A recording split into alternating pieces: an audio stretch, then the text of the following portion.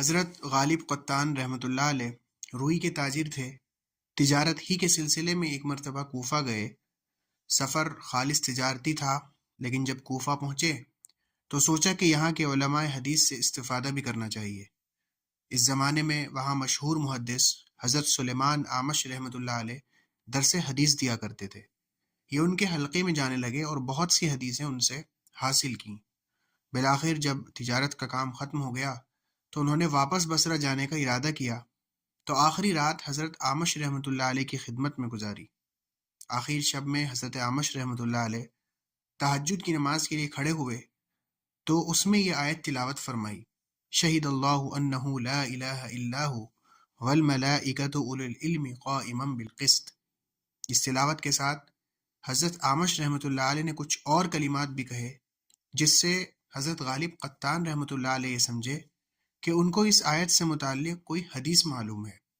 چنانچہ صبح کے وقت جب وہ امام اعمش رحمۃ اللہ علیہ سے رخصت ہونے لگے تو ان سے کہا کہ رات میں دیکھا کہ آپ فلاں آیت بار بار پڑھ رہے تھے، تو کیا اس آیت کے بارے میں آپ کی کوئی حدیث معلوم ہے آپ کو؟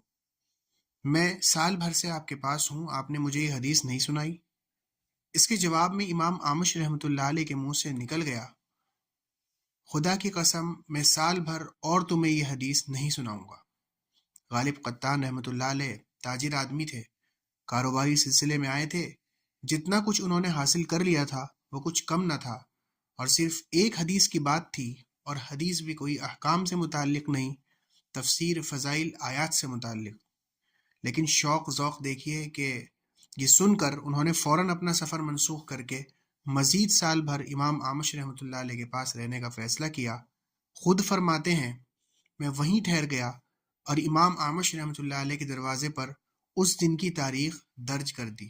جب پورا ایک سال گزر گیا تو میں نے ان سے کہا کہ ابو محمد، سال تو گزر چکا ہے، اب وہی حدیث سنا دیجئے۔